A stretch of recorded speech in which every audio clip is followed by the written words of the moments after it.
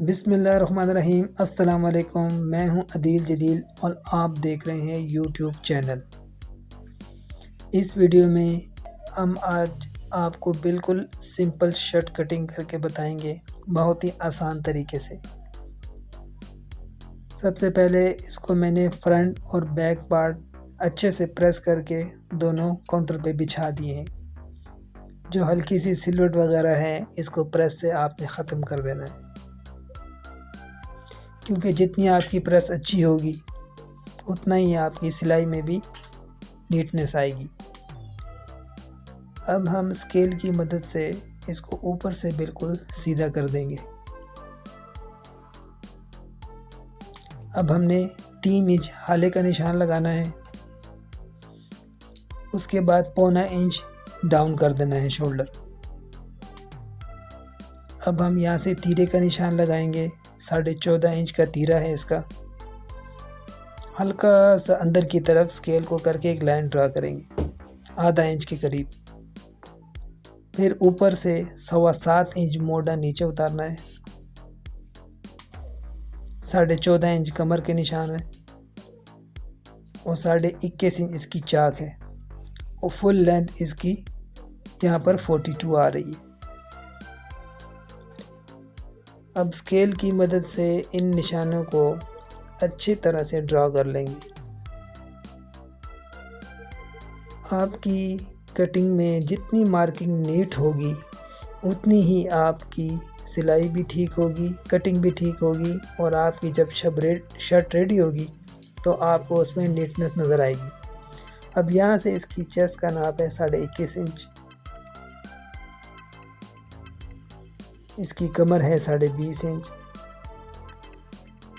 Hip इसका हमने रखना है 23.5 इंच और नीचे दामन है इसका 24.5 इंच। नीचे से जो लेंथ हमने लगाई थी उसको भी स्केल से सीधा कर देंगे। अब इन जो भी मार्किंग हमने की है इनको आपस में मिला लेंगे डॉट टू डॉट।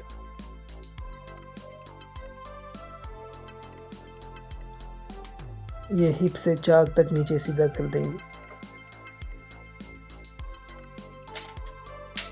ये देखें कितनी नीट मार्किंग आई है। तो जितनी आपकी मार्किंग नीट होगी आपको काम करने में उतना ही मज़ा आएगा। अब हम कैंची की मदद से इसका फ्रंट पार्ट कटिंग करेंगे। यहाँ पे आपने बहुत ही ध्यान देना है कि यहाँ पर अगर गुलाई में कुछ भी मसला हुआ तो आपकी सारी शर्ट डिसबैलेंस हो जाती है। इसलिए यहाँ पर आपने बहुत ही आराम से गुलाई करनी है, जल्दी बिल्कुल नहीं करनी। यहाँ पे ये देखिए प्यारा सा इसकी गुलाइश आ गई है बिल्कुल। अक्सर लोग कहते हैं हमारी शर्ट पीछे की तरह जाती है, तो बैक पल्ले को 1/2 इंच बढ़ाकर जब आप कटिंग करेंगे तो आपकी शर्ट कभी भी पीछे की तरफ नहीं जाएगी। ये बैक पट्टा भी हमने कटिंग कर दिया है। अब 2 इंच का मार्जिन छोड़कर इसको नीचे तक हम कटिंग कर देंगे।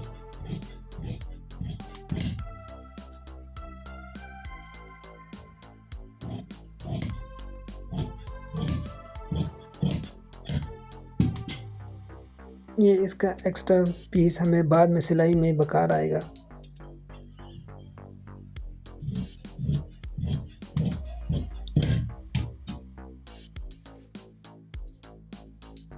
अब हमने ट्रेस व्हीलर की मदद से इन निशानात को उठा लेंगे।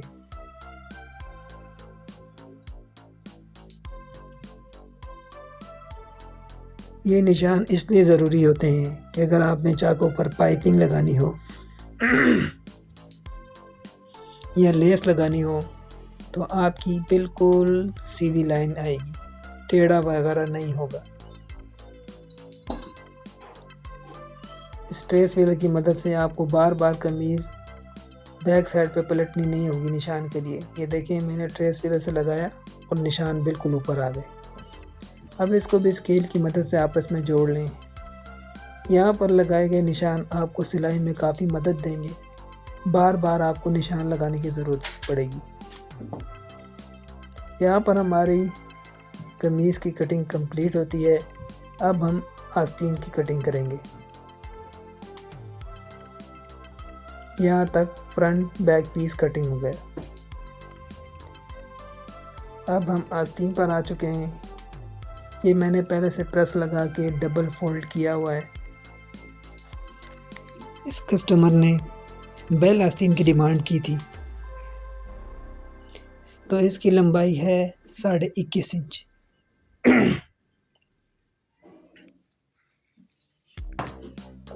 ये हमने लंबाई का निशान लगा लिया।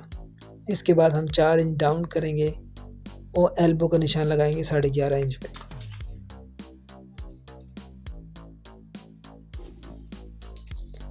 इन निशानों को भी हम बिल्कुल सीधा कर लेंगे स्केल की मदद से।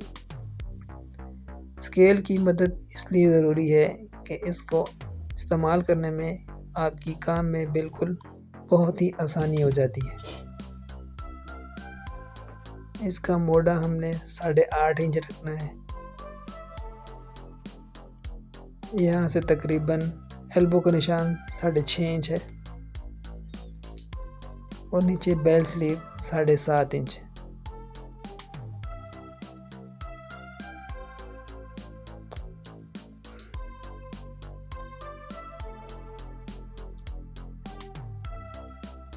स्केल की मदद से काम में बहुत ही आसानी होती है। ये देखें आप, बिल्कुल आसानी से डॉट टू डॉट कनेक्ट कर लेते हैं। वैसे अगर हाथ से निशान लगाएं तो काफ़ी टेढ़े आते हैं। स्केल की मदद से एक काम करते हुए आप बहुत आसानी से काम कर सकेंगे। अब जैसे गुलाई हमने शर्ट में दी थी, उसी तरह की बहुत ही आराम से हमने ये बाजू भी कटिंग करना है।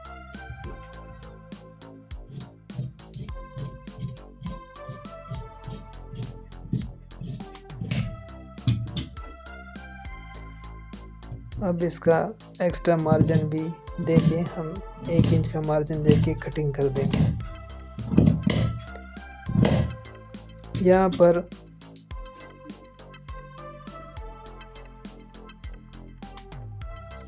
इसको भी ट्रेस मिरर की मदद से अच्छे तरीके से हम निशान उठा लेंगे। ये निशान बाद में सिलाई में आपको बहुत ही मददगार साबित होते हैं। आपको बार बार निशान लगाने नहीं पड़ते, एक ही दफ़ा काउंटर पे काम पूरा हो जाता है। इसके बाद फिर मशीन में सिलाई करने में आसानी होती है।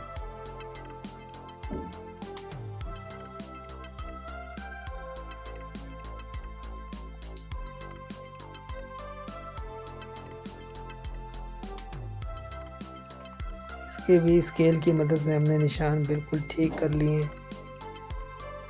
ये इसकी आस्तीन की कटिंग भी हो चुकी है। उम्मीद करता हूँ आपको हमारी ये वीडियो पसंद आएगी। मज़ीद इस तरह की वीडियो देखने के लिए हमारे चैनल को लाइक सब्सक्राइब करें। Thank for watching.